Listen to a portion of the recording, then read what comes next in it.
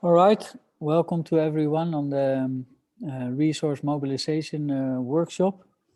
We've done the similar workshop actually this morning as well, but we also decided to do it a little bit later also for our compañeros de América Latina. Entonces, muy bienvenido a todos para esta sesión y vamos a hablar de movilizar los recursos y vamos a trasladar otra vez a inglés.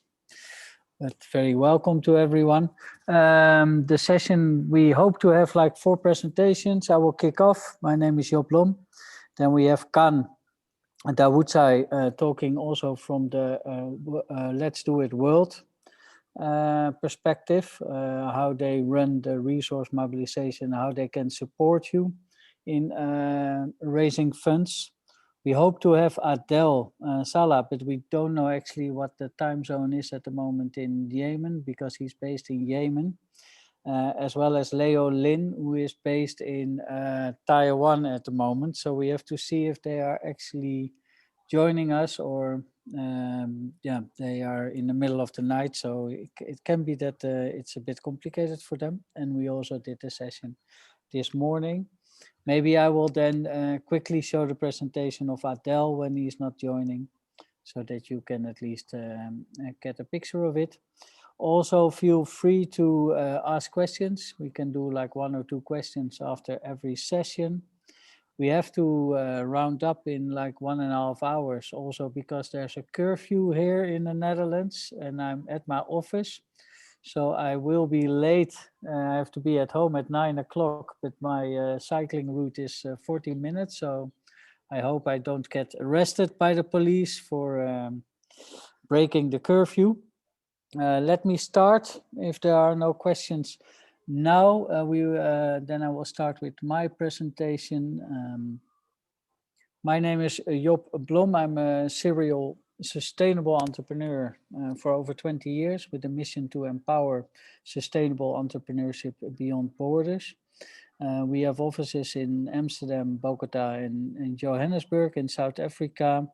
We are actually supporting like our clients, which are private sector companies, NGOs, governments on social sustainable entrepreneurship, corporate social responsibilities. Also, we developed a lot of like partnerships in the past. And to give some highlights, I've done a big campaign called Shake the World campaign to raise awareness for the Millennium Development Goals by 8 colorful bracelets that were produced by female crafters in KwaZulu-Natal. We managed to get like a lot of partners involved in that, like also Ben & Jerry's, who were promoting our campaign. And with that, we sold over 500,000 bracelets, but also inspired millions of people. And we were able to create hundreds of jobs for the female crafters producing those bracelets. And also I've been active with Just Dig It, a campaign to cool down the planet by actually digging bunds to harvest the water in deserted areas, for example, in Kenya. Harvest the water with that vegetation returns, evaporation returns, clouds return, and actually rain returns. So we revitalize Mother Nation. And also that we did with a lot of like free media support. So actually I've run quite some campaigns without any marketing budget, being able to realize millions of people with our media campaigns. And I was also one of the speakers last year in Tallinn, so was happy to be connected. And also I think it was very powerful what World Cleanup Day is doing. Also for me, the most powerful thing is a bit like that you create this awareness around the problem. Then you create like the action with World Cleanup Day. And with that, actually, you create a habit change. And also for me, every day now that I drive with my bicycle to my work, I pick up at least one bin or one bottle or one littering and throw it in the garbage bin. And then that's my start of the day, that's my end of the day, and that is like my quick win for a cleaner planet. Let me talk about resource mobilization from my experience. I think it, of course, all starts with the right proposition. Me, myself, I started Climate Launchpad in Colombia in 2019. Climate Launchpad is an international green business idea competition that is active in 55 countries worldwide. And actually they said to me, Job, here you have the Dropbox folder, here you have the program, this is the communication folder, and you have to find the right candidates and mobilize the whole ecosystem, which actually is a bit similar to World Cleanup Day because you don't have to reinvent the wheel. You can build on the whole proposition and the whole track record and the experience and also the marketing value of World Cleanup Day in your own country. And starting with that, we started with nothing. We were able to have 110 applicants in the first year for the Green Business competition, 210 in the second year, so last year. So we had like 15 participants in the first year, 30 in the second year. And we actually also managed to start with nothing, raise like 20,000 euros in the first year. That was like 40,000 euros last year. And actually, if we are progressing in the right way, we expect to realize 200,000 euros in funding for coming year. And also actually starting to do one program. We also started another program, the Climaton last year. And this year we will also start an accelerator. So it really is like all of this is already developed by EIT Climate Kick in Europe, and we only have to copy paste it and adjust it to the market locally. And also, I think the most important thing with like fundraising is that you believe in your idea, that it's your authentic you that is presenting it. Because if you really believe in it, then other people will also believe in you. So authenticity, I think, is key, and your right proposition for the right target group, know what you have, what kind of value you can add to the partner is very important to get started with fundraising. And then, of course, it's about people. So you have to have the right people in your team. You also have to look for the right partners. So this is a picture taken in February 2019. It was actually one of my first meetings that I had with developing this idea of Climate Launchpad.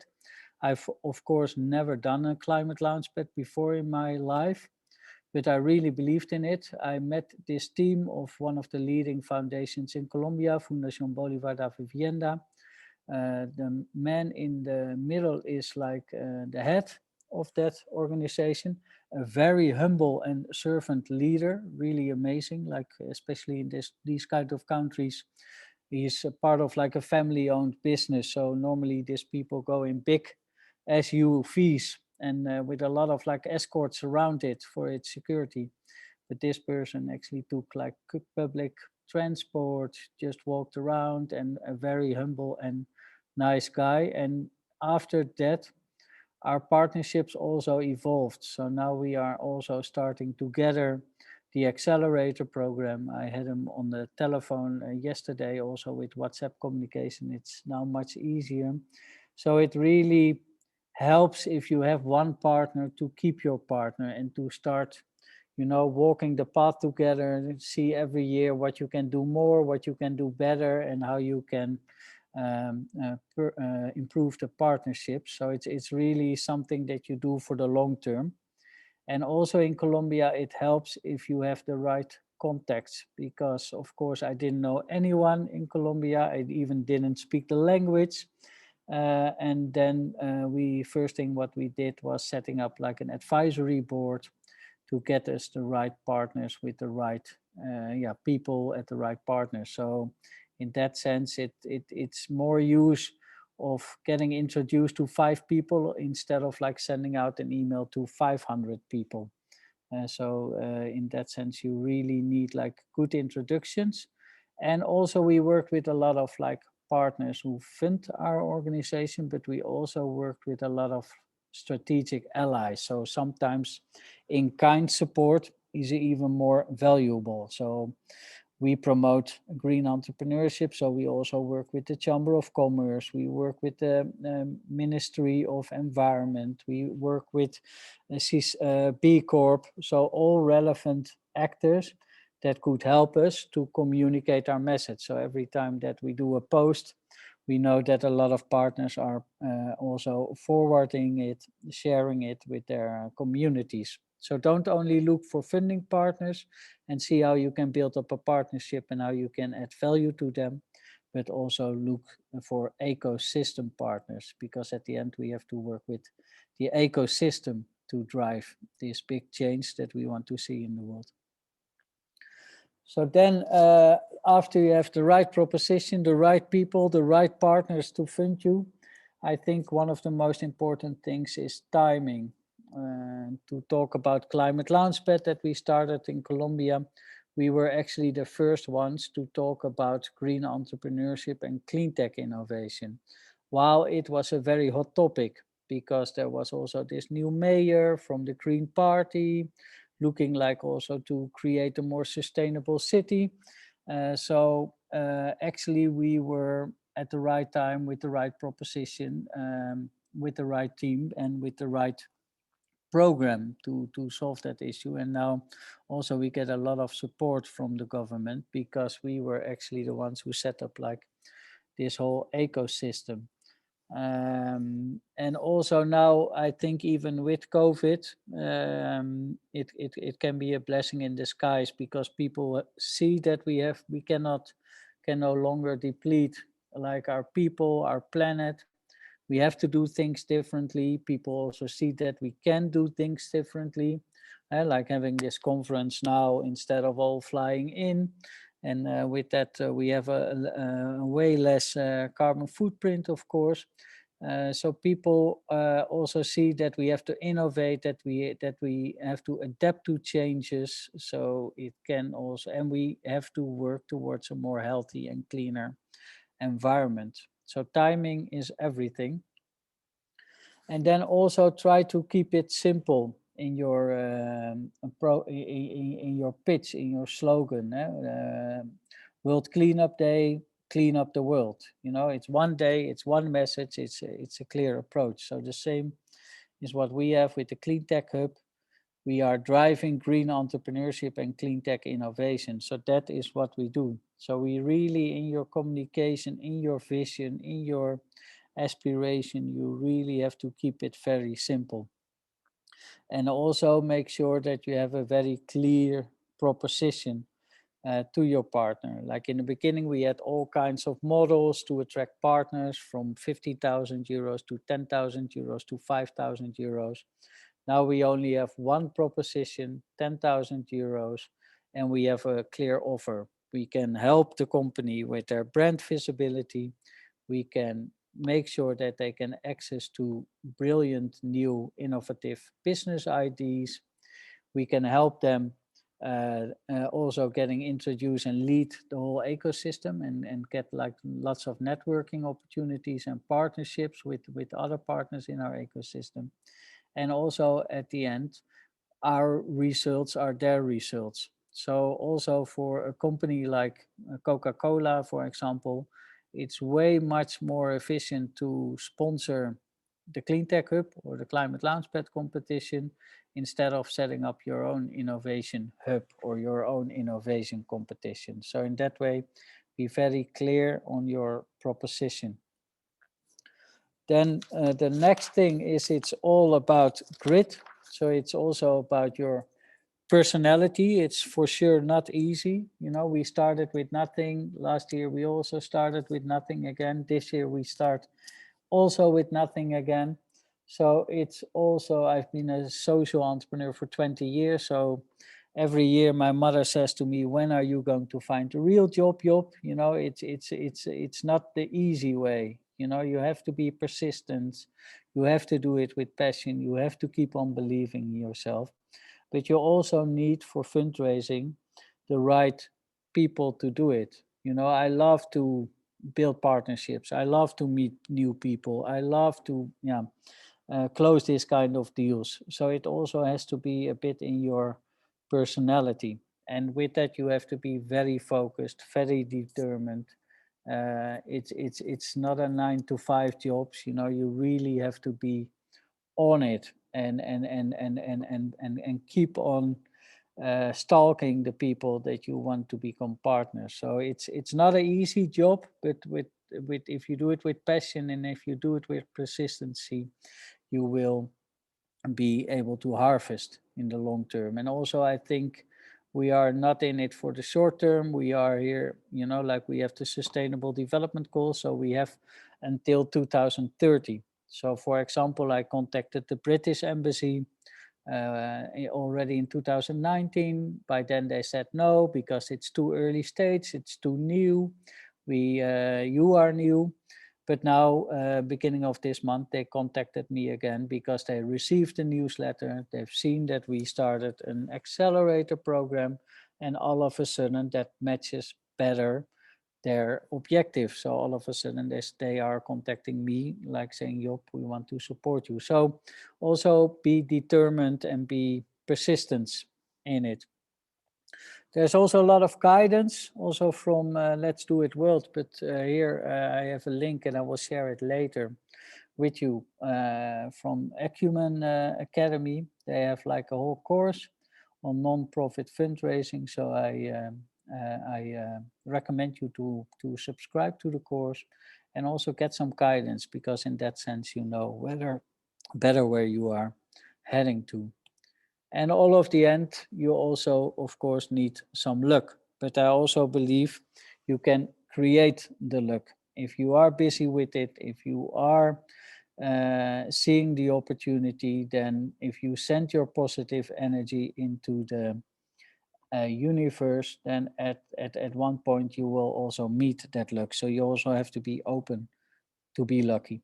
And so I wish you a lot of good luck. We are going to the next speaker. Maybe there's already 1 or 2 questions you can ask now. I stop sharing. And you can also, of course, ask the questions in the chat. Is there any question, or shall we go to the presentation of Khan from Let's Do It World on how they are now setting up the whole structure and organization for resource mobilization? Khan, over to you. Thank you. Thank you. I will share my screen and yes.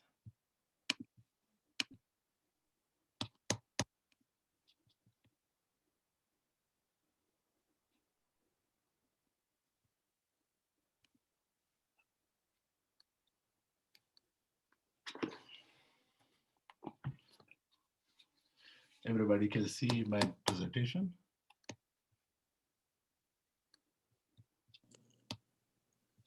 Yes. Okay, thank you.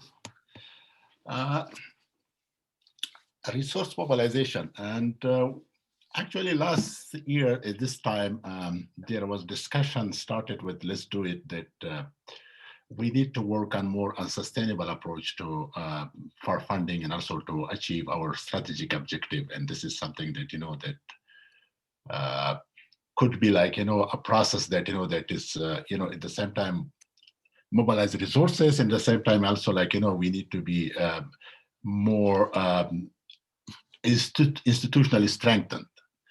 So this was what where, you know, that the resource mobilization, you know, process has been started in Let's Do It. And also like, you know, my role is head of the team is I was engaged in resource mobilization in many fronts, like in the United Nations, and also like, you know, I'm also leading my own organization. At the same time, I was also work with the Swedish Committee for Afghanistan, who is the biggest organization who work in Afghanistan with the funding around $40 million to establish the resource mobilization. Resource mobilization is a core function with the organization.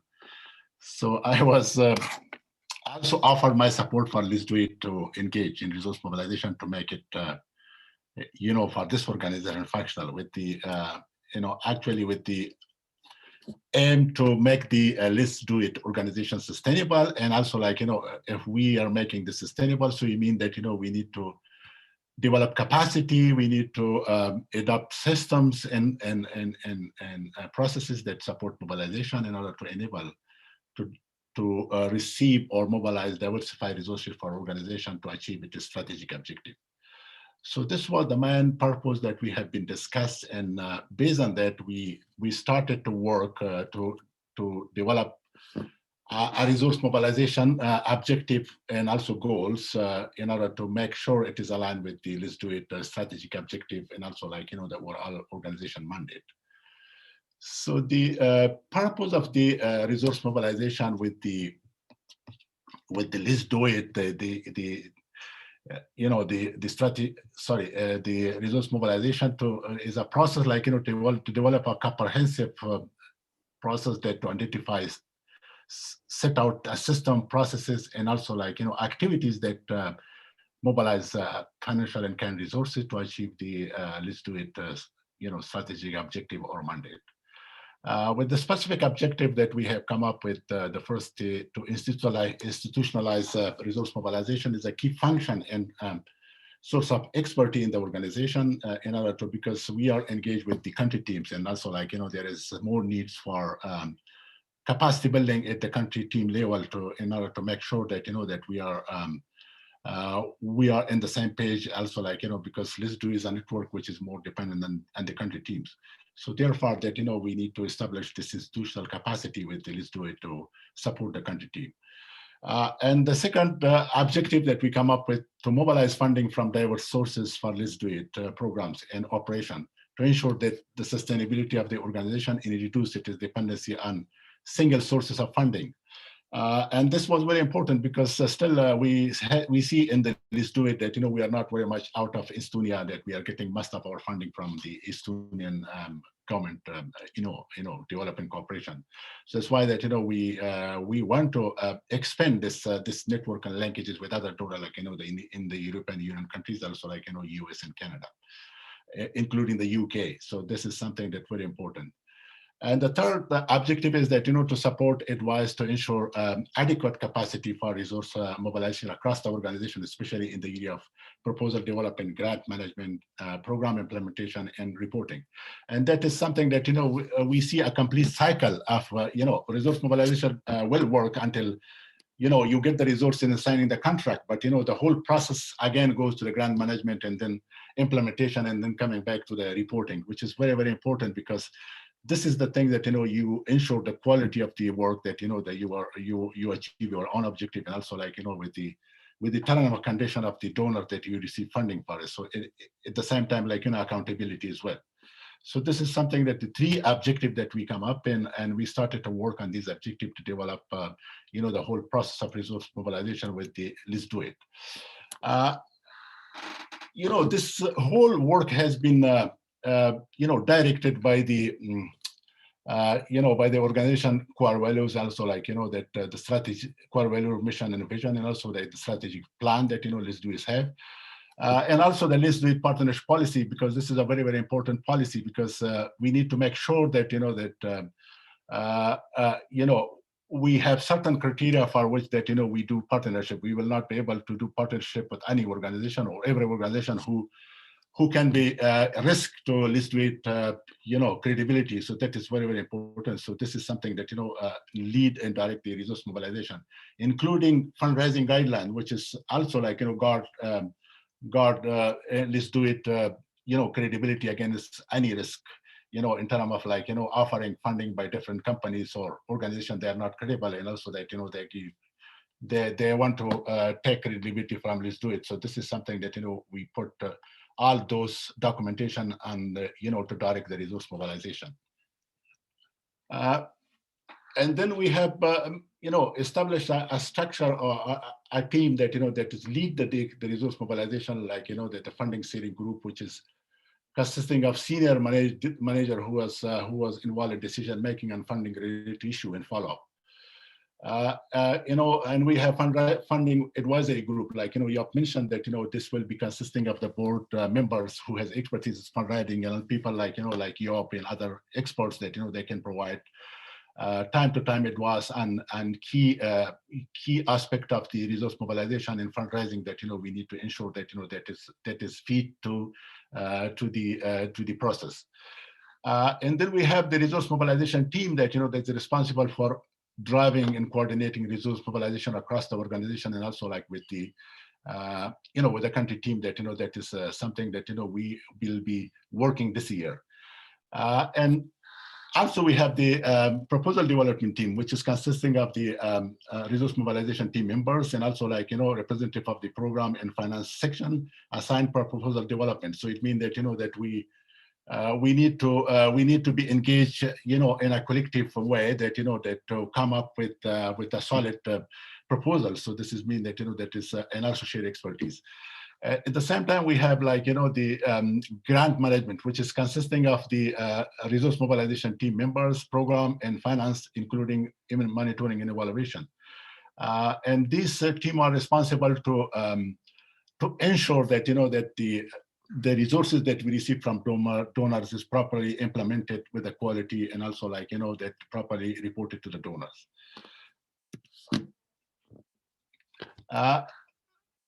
The resource mobilization process within the LDIW that we are managing now is that we have funding steering group, which is a decision-making body in the top, and then we have resource mobilization team that who coordinate resource mobilization with across the organization, and also like it may be like reach to the country team.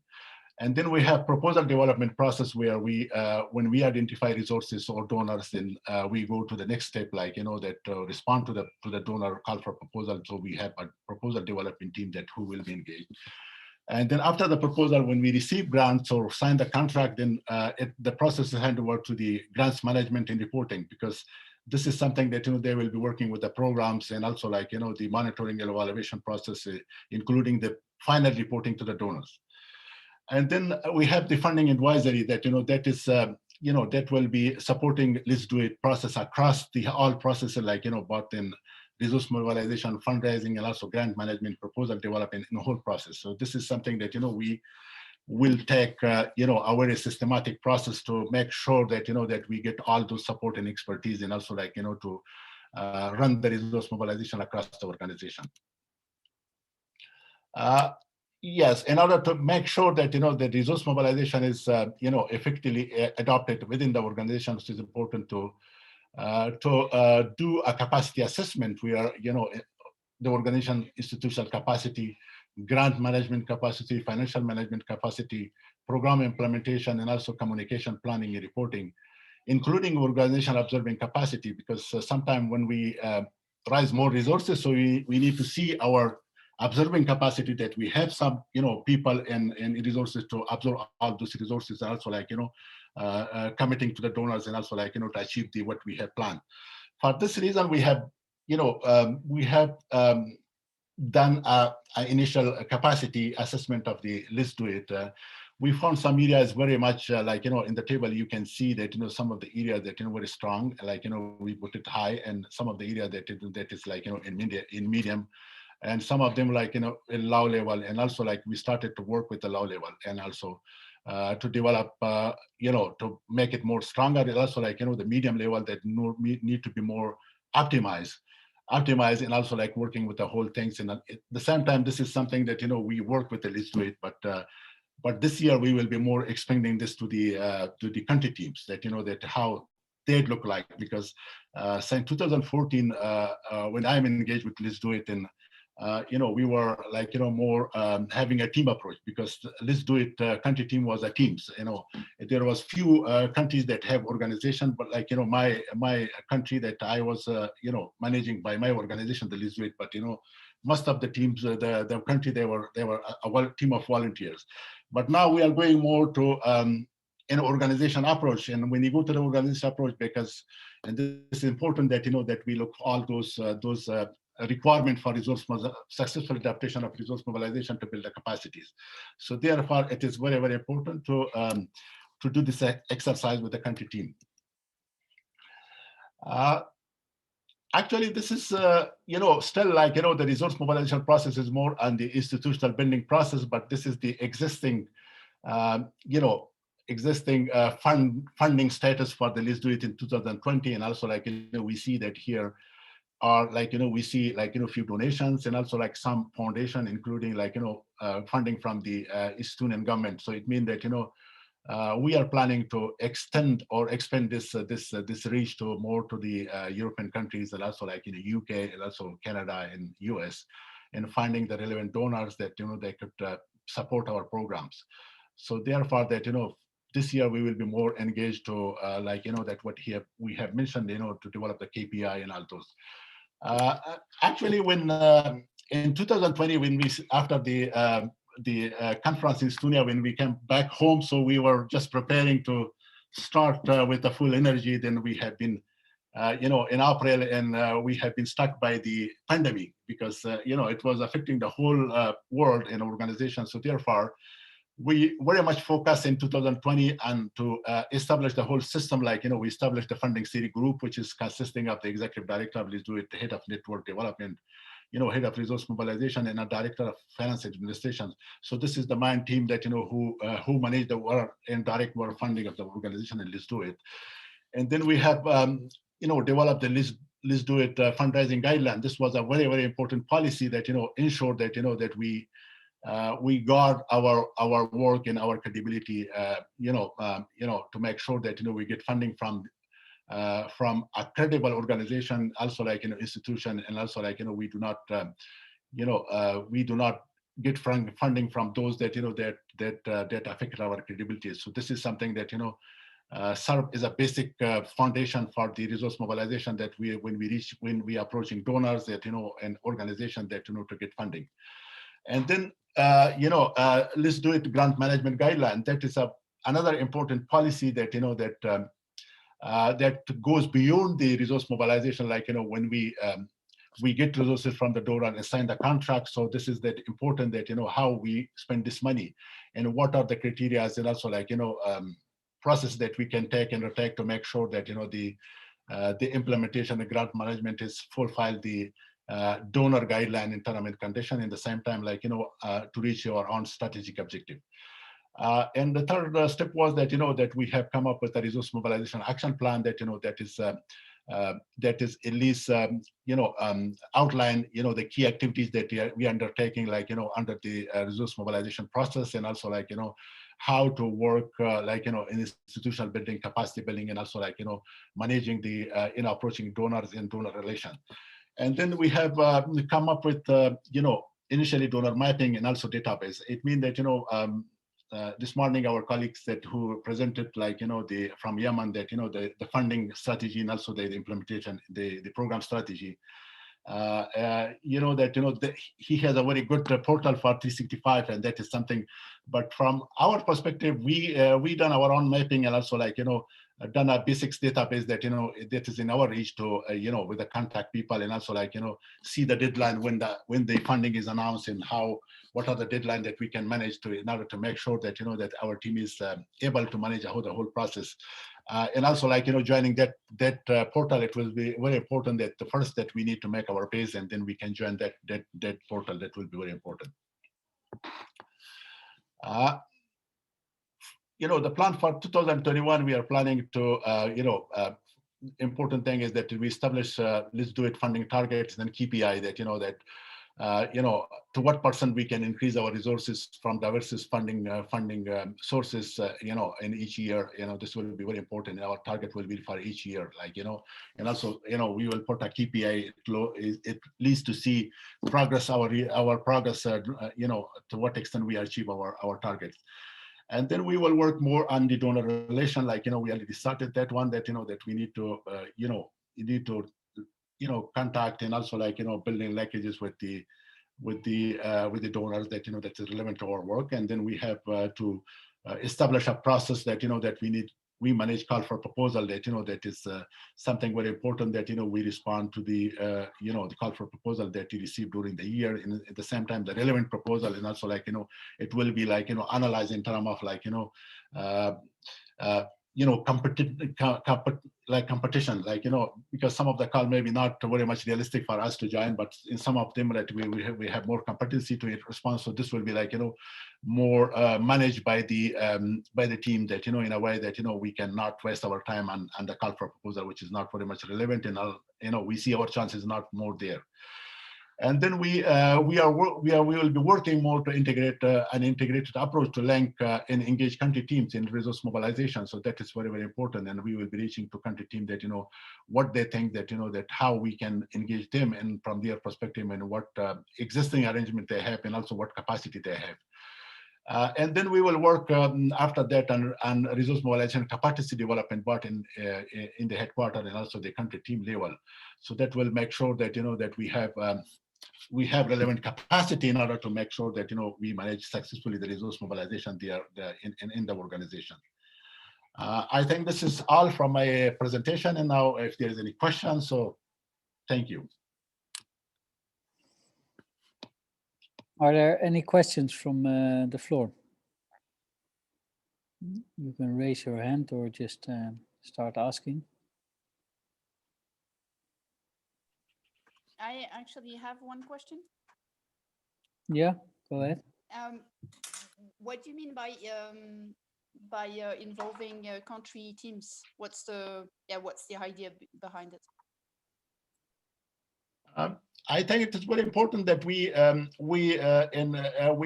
establish a we have our integrity, because country team is very much linked with the headquarters as well, because we do the same activities, and this is something that we important that any process that we take. So we need to engage country team as well, how this will be something that asking the country team, for example, if we are managing resources or identifying donors, that is because most of the donor, European Union, that is very much focused on many countries. So it means that sometimes we are coming with opportunities that that we need to engage more country in this process. So it means that we should know capacity within the country teams, and also that we learn from them that what locally they have approached donors and how they do manage the donor relation that could be linked with the headquarters. So this is something that we are looking very much and into consultation with the country team, that what approach will be best fit with the to work together on the resource mobilization, but at the let's do it headquarter level and also the country team level. Okay, thank you. Can I ask someone to give feedback, what kind of support do you actually need from the headquarters organization of Let's Do It World? At this moment, how can they support you in your resource mobilization? Can someone answer to that?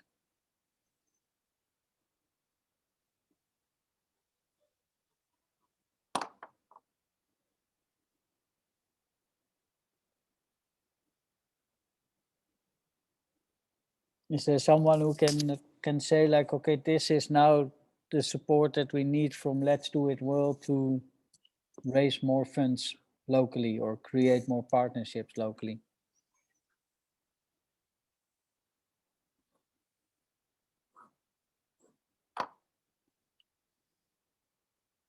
No one.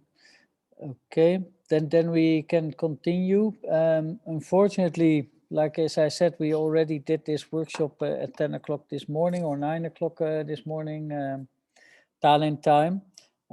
We had also two very interesting other speakers, but for them it's, I think, now middle of the night in Yemen as well as in Taiwan. Nevertheless, I think it's interesting, Khan, I don't know if you agree, if we show the presentation of Adel, and maybe we can highlight a bit our perception of it, or at least show 5 or 6 slides out of the presentation, because he had a very interesting approach towards grants and how to attract grants and where you have to focus on by attracting grants. So let me see if I can share my screen. I think that is good. Yeah, I agree with you. Yes. So also complete me, if you can. Is everybody seeing my screen at the moment? Yes. Yeah. Let me go back a little bit. This was a presentation of Adel, Salah, how to get as much donors funding as you can possibly handle. And he has a very interesting pyramid, the NGO funding pyramid that he shared with us. He also has a very developed his own portal for fundraising, actually, because he has been challenging all over the years to get enough funds. He actually translated his own approach towards a portal to share his experience with other organizations all around the world. So I shared a link also in your in the chat, so you can take a look at that as well. And he explained about the funding pyramid and also his model and how to develop like a strategy around it based on like 5,000 years of experience in building a pyramid that is still standing.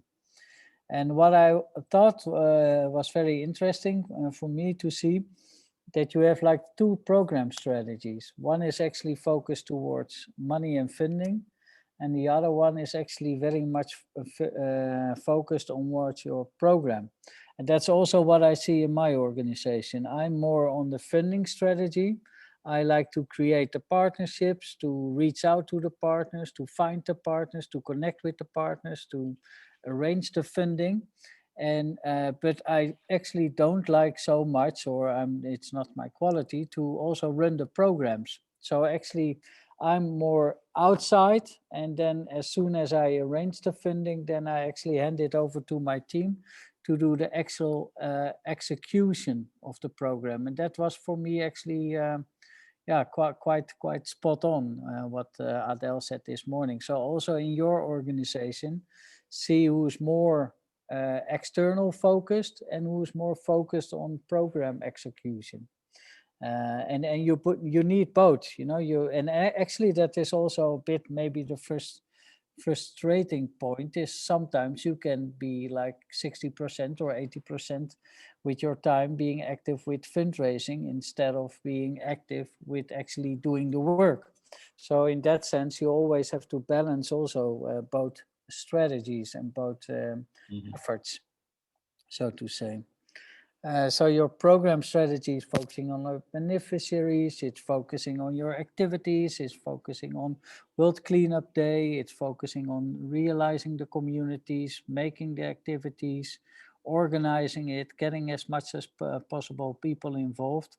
And on the other side, you have someone responsible for getting the right funding for it. So you have to work hand in hand in that. I don't know if you also can recall that for your organization, but for me it was actually quite a breakthrough, this slide. And then also, when do you need to hire specialized teams? And what you see is that you go from below, very opportunistic. So with Climate Launchpad, for example, the first year we were very opportunistic. We were a bit reactive, and now we are much more project based. We were just running an activity which was Climate Launchpad, a green business idea competition, and we were only focused on actually running our project and getting our finance to run the project. In that, it's also important. Also, sometimes it's difficult to see like what can we ask from the partners, what is actually the amount that we need and why do we need it. So we really did it on a cost base, you know, like how much money do we need to set up the organization and to run the program. That was around 20,000 euros. Okay, how many partners do we need for that? How much are they willing to pay? Are we looking for one partner to pay 20,000, or are we looking for 4 partners that are contributing 5,000 euros? Or are we also looking for in-kind partners? Like in the beginning, it was much more physical, the event. So we also needed event space. We needed like tickets also from air carriers. So in that sense, also be very clear of what you need for what activity, be also transparent around it and show it. So, but to explain that from my perspective, we were last 2 years very project based. Okay, we have to run Climate Launchpad, we have to set it up, we want to get it started. And now we are actually moving much more into program based, in which we are already looking for more program support for 1, 2, 3, even 4 years. So that also develops a bit and changes your proposition. And also we went from 5,000 euros in sponsoring in the first years to 10 years, 10,000 euros in sponsoring of the next year. And now actually we are talking with one of the larger donors for like a 3 years program, which is then around 100,000 euros. So in that sense, you really see how you also evolve as an organization. Start opportunistic, start small, but gradually grow it up. And also then you know much more what you are talking about, what you can deliver to the partners, what your ambition, what your targets are, what your theory of change is. So you also gain more professionalism yourself.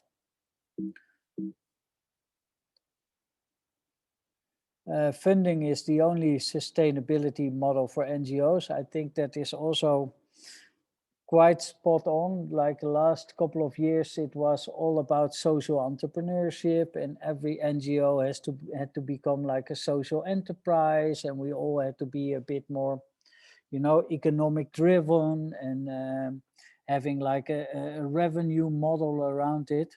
But actually for NGOs, it's sometimes quite complicated to have like a revenue model, especially if you talk of, for example, about schools or orphanages or maybe even World Cleanup Day. You know, we still also need charity money. So in that sense, you also have to focus maybe as your organization on charity money. So really think of as it a closed loop, get your funding, implement it, do a right evaluation and reporting. Impact measurement becomes more and more important. And learn from it, revision your strategy, and continue with your funding. Also very spot on, never rely on just one or two sources of funding. You know, the graveyard is full of NGOs that were too dependent on one or two funders. And in years like, for example, last year, we were also talking with TUI, a big travel company.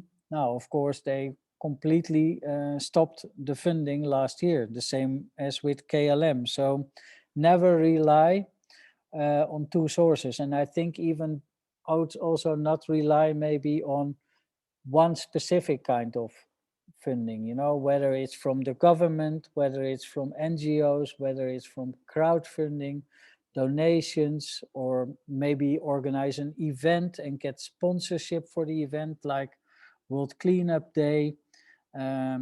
So you also have to see like, okay, which one fits the best, and pick one or two or three. Because you can't approach them all, because then you have to develop completely different strategies for completely different kind of funders who have completely different kind of criteria and ways to deal with it. So also for yourself, be sure that you are either focusing on bigger grants, either focusing on the government, either focusing on getting 5 to 10 corporate partnerships. Also for my organization, to give an example, I fully focused on corporates in the beginning of the years. And now I actually only have one corporate partner, and the rest was like the municipality, foundations, UNDP. So there was also actually a big learning from me that I should maybe not focus too much on private sector, because they only have small amounts. They want a lot from it, and you have to do a lot of work to please them. While if I get like one bigger fund from the UNDP, so to say, it accounts for 4 private sector partners. So then it's maybe better to focus on the UNDP. So really define your bullseye of funding, make a clear wish list. I always start with putting like 20 contacts of which I know that they are very geared towards green entrepreneurship, or you, in your case, clean cities or sustainable cities. Focus on them, make a wish list, constantly follow up with them, constantly keep on approaching them, and being very, very focused in your way of following up, and prioritize. And this is also interesting. We also did the same approach. So we collected, like, for example, the top 100 players. Then we selected the best 50 who we could have like a fit with. We approached them with 25 proposals or emails. Then only 10 of them responded. We started in negotiations with only with a handful. And at the end, we found 4 partners. So it really is like a funnel that you are going through. So also realize that it in your strategy that it will be a funnel approach. And then it's a very good learning also from this presentation is like that's one way to get your donor in acquisition, but it's even more important to retain your donor. So also we were lucky with the 2 founding partners that we still have them as a founding partner. As I already explained in the first year, they paid around 2,500. Next year they paid 7,500. And now they are even upgrading it to 15,000 or to 25,000. And also in the beginning, I asked a lot of them, but it's difficult to get them moving. Like for social media, for example, now they finally started to also communicate our messages via their social media channels. So they are also very busy. So don't ask too much. Offer always all the kind of services, but you really have to develop this partnership. Like, okay, this year we can do X, Y, Z. Next year we can add ABC to it. And the year after we can also do KLM with it, So you really develop it step by step. Don't be too eager. Don't be too rushy, too stalking, take it in the pace that it goes. So be really patient in your cultivation of your partnerships.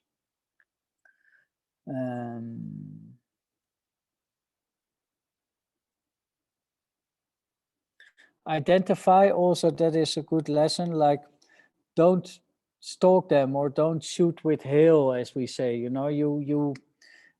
I did it also in the past, I've been contacting all these organizations without actually reading their website, without finding their criteria, checking their criteria, seeing what kind of criteria you have to submit to, and just shooting with hail. And it's a loss of your own time, but also a loss of the time of your prospective NGO. So really do your homework right, really see who fits your perspective, how you have to approach them, what they are looking for, how you can offer that, and write it in their language.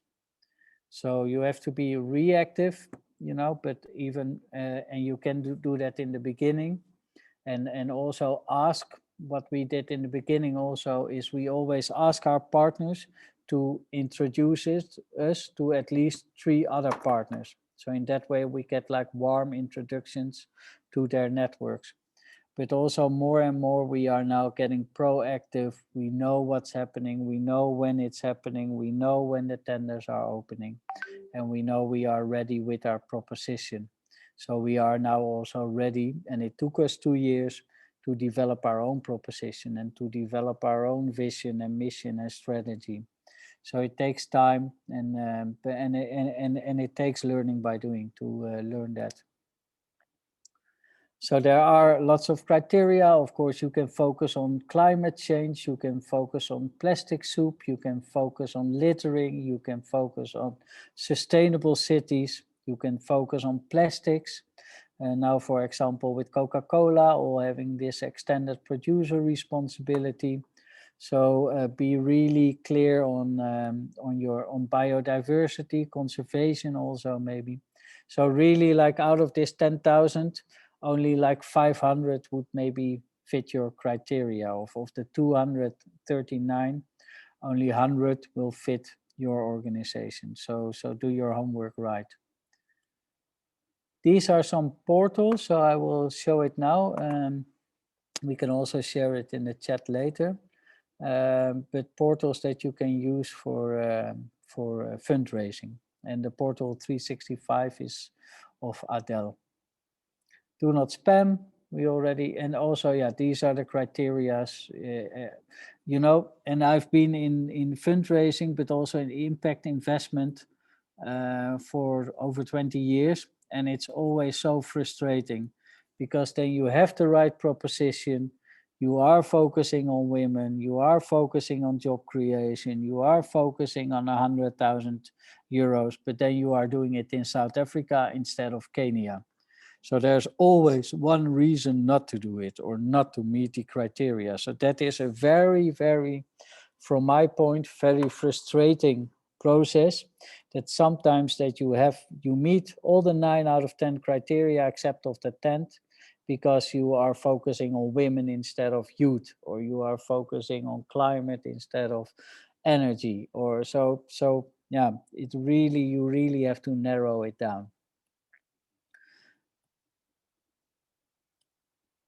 This is also interesting. This is the donor, how the donor looks at it, you know, from a risk perspective to a productivity perspective. So also the donors are also sometimes looking on more sustainable organizations. So also in my case, we ran Climate Launchpad as a project, and actually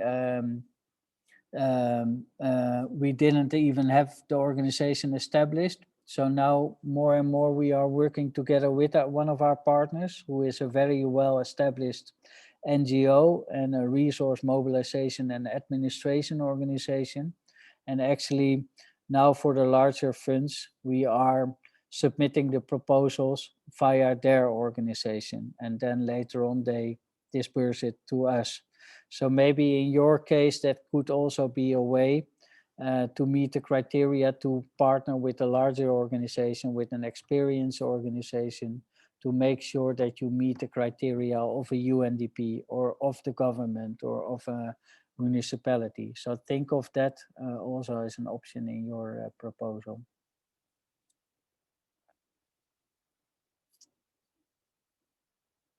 Yeah, this is also about that productivity and the risk, and how NGOs look at it. So they really look like, okay, do you also bring other funding aboard? Like most of the cases, you also have to bring in your own 30% or 50% of funding, which we are now capable. Are you trusted? Do you have a good track record? We also missed, for example, last year, funding from Irish Aid, because actually they were in Colombia very strict on your corporate governance, on your transparency. And also our partner was facing financial problems because of COVID. So at the end, we didn't get that funding because we didn't meet the the criteria. So in that way, they will also have the same assessment to look if you are the right partner to fund. So be aware of also the criteria of your partners. So that was the presentation that I wanted to share with you from Adel. I will stop sharing. Are there any questions?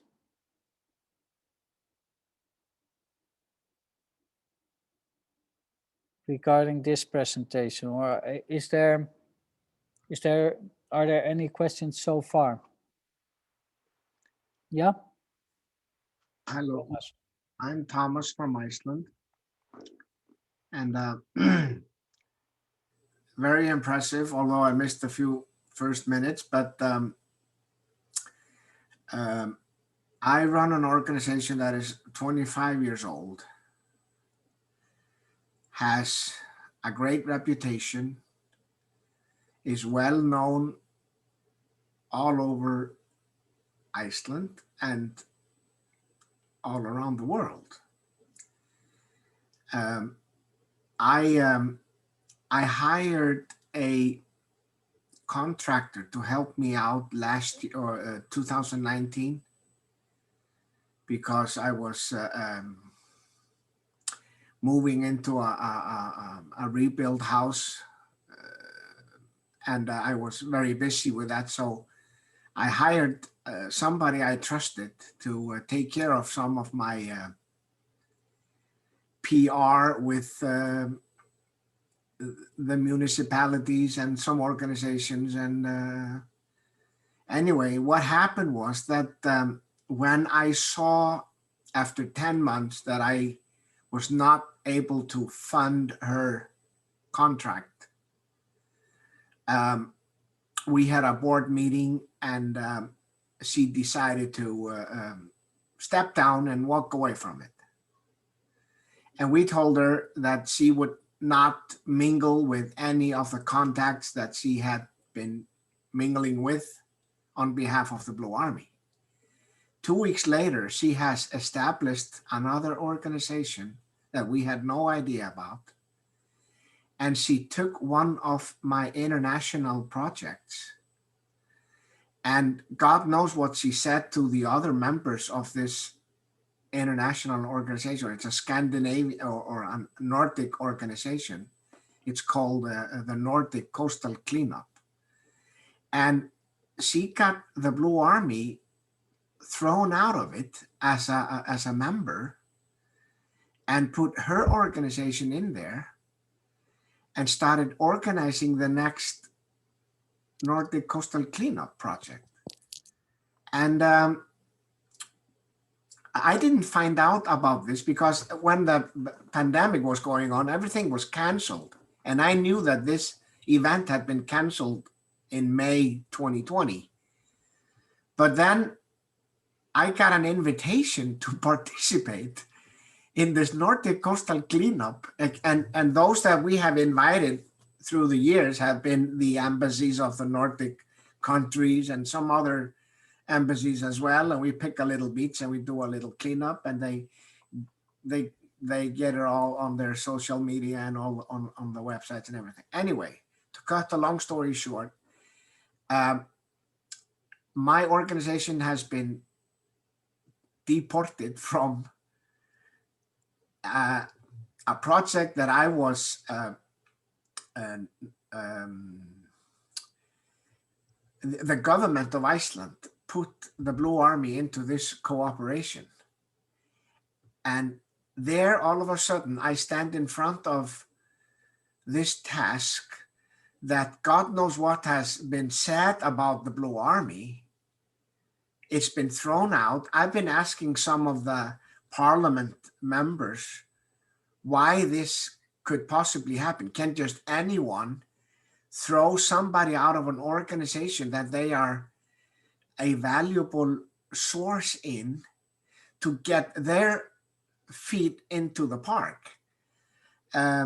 Another thing happened was that a friend of this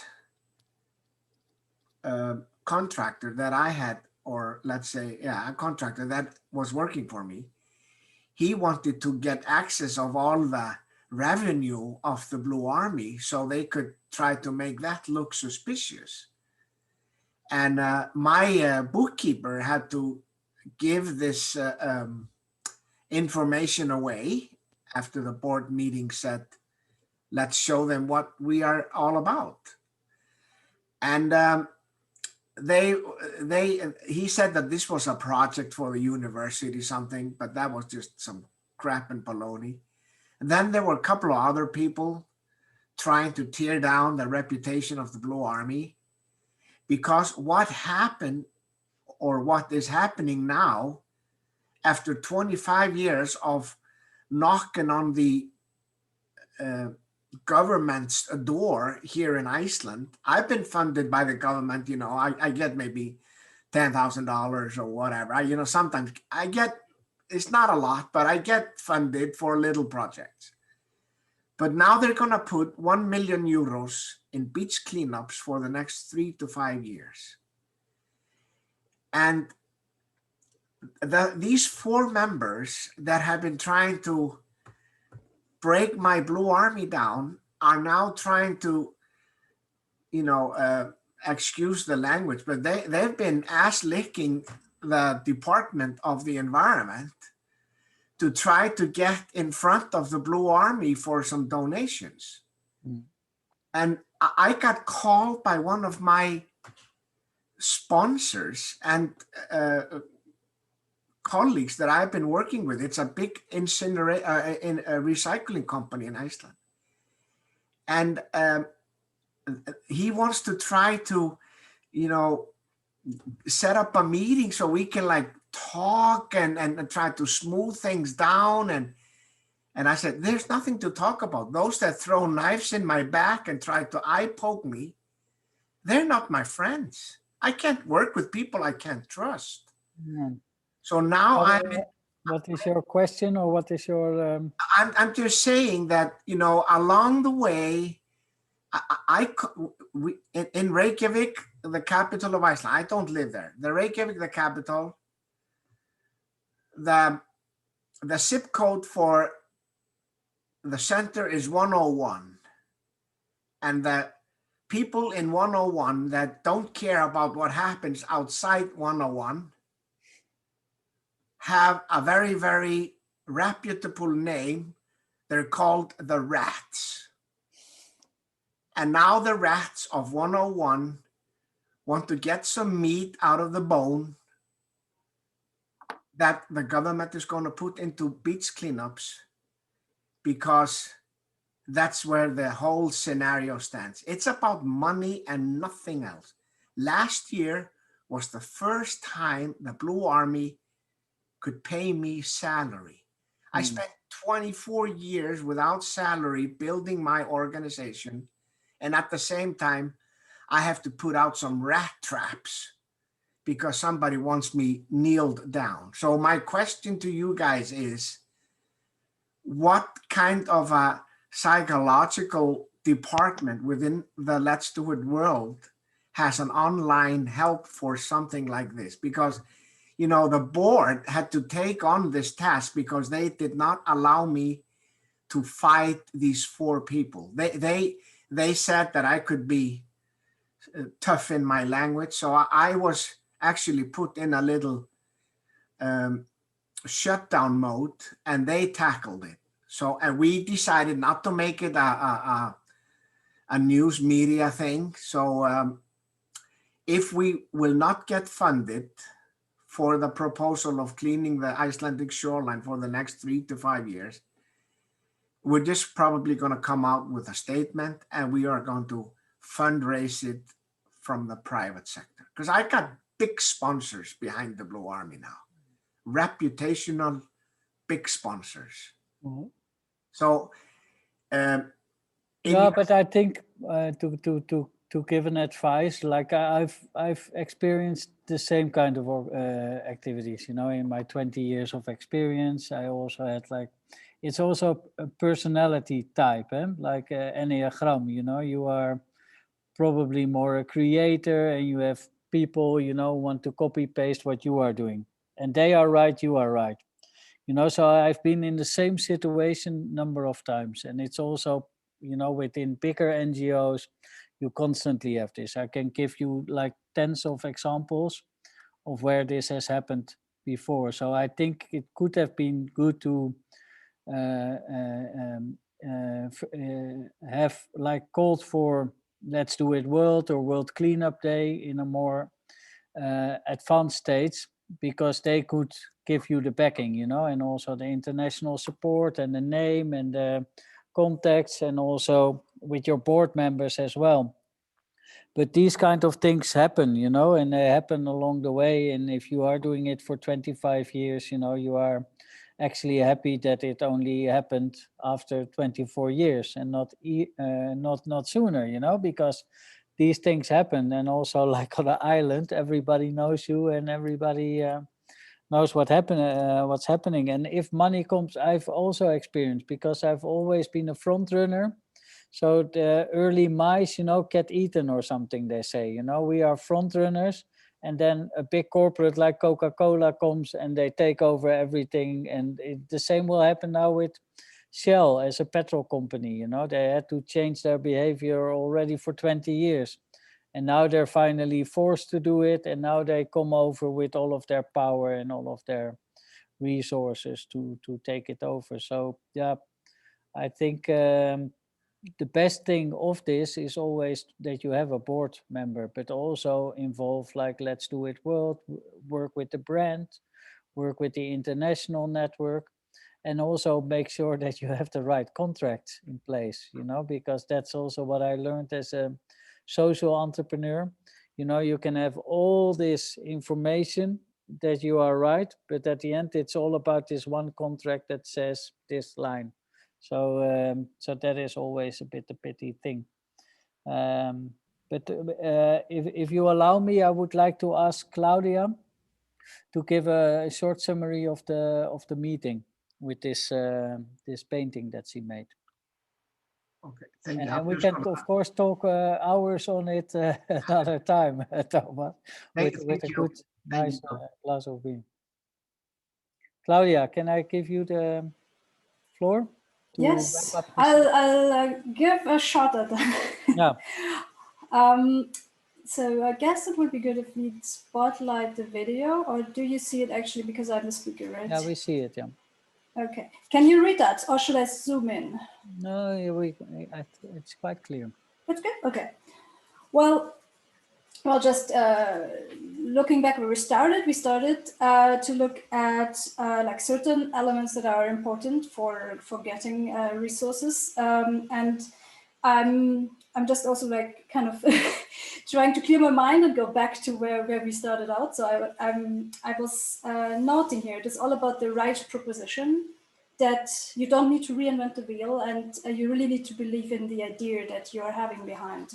So to actually be then like this personality that you can maybe see like the character of it on the top, that has the persistence and the passion, and that it actually needs to go after the well, to put all the work in to actually be successful in gaining sorry, the money. Claudia, Yes. Sorry for the interruption.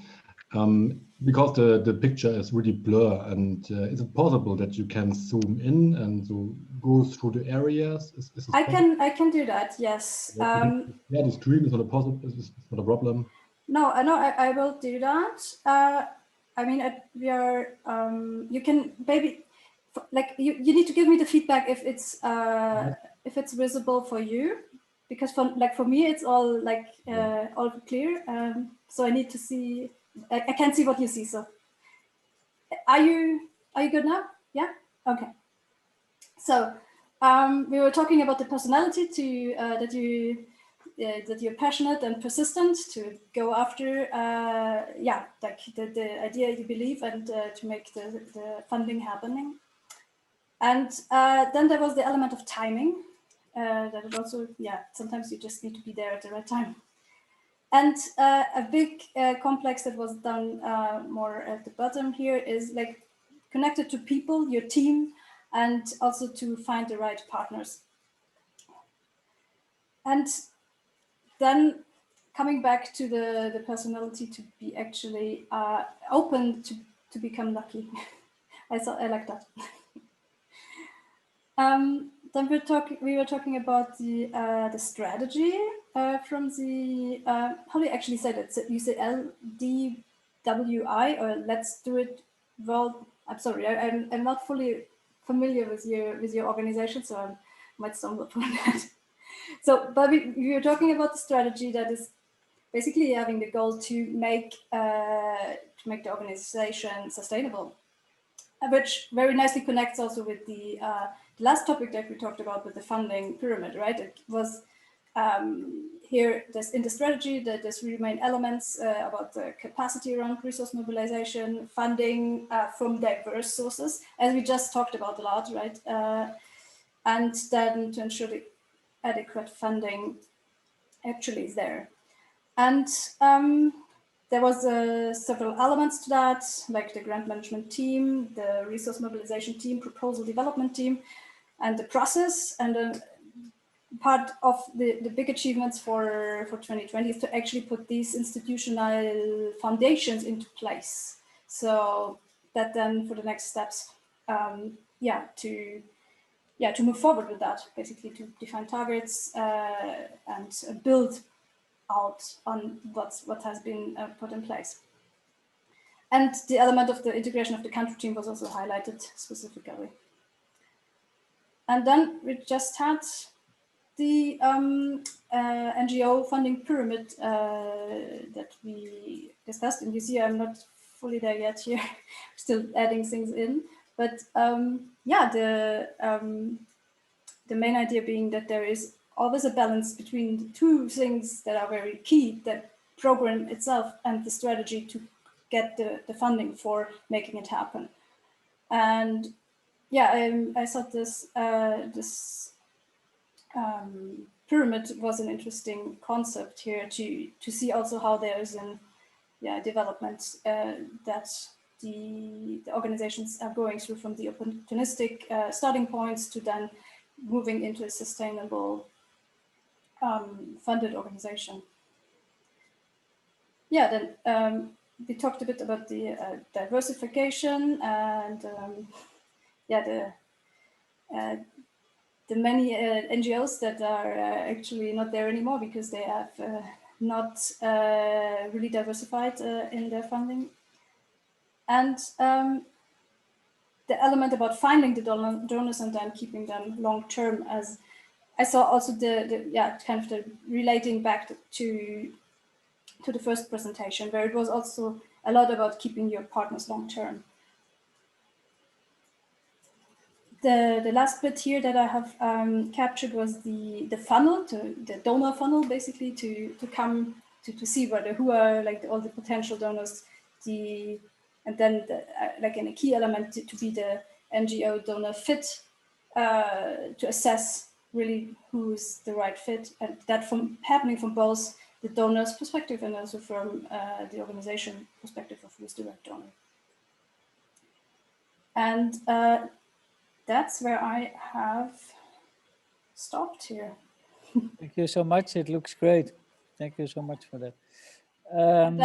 I hope you won't be arrested, actually. That's where I started. No, so that's why I also want actually to close this session. Or maybe there's one more question, because I have to get running because I have to be at home at 9 o'clock. Otherwise I get arrested. Is there one final question from someone, or is everybody happy and we can close the session for now and thank everyone for their participation in the session?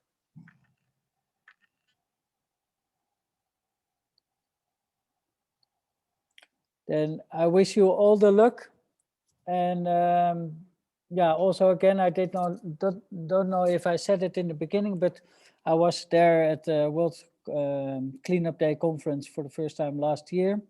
And I really believe that the power of World Cleanup Day was really like to create awareness for the problem, and to show the problem of our littering in our streets and the plastic ocean, and how we can prevent that. Then having the action actually on World Cleanup Day itself, in which people come together and they start cleaning up the world and making a difference. And to actually habit change, because also now I explained this morning as well, every time that I drive on my bicycle to my work, I pick up at least 1 or 2 items along the way. So it really helped me like to activate myself, to start doing it, and to start doing it on a daily basis. And I think that is really like the power of the World Cleanup Day movement. And also, as like Mother Teresa said, you know, if everybody would sweep their own doorstep, the whole world would be a cleaner place. And I think that is really key. You know, it's all about our own responsibility. Be also a role model for others. Show people how simple it is to actually do it, and start changing your habits. So thank you so much for your presence. If there are any questions, you can always contact me or the organization. And I wish you all of the best with World Cleanup Day this year. Thank you very much.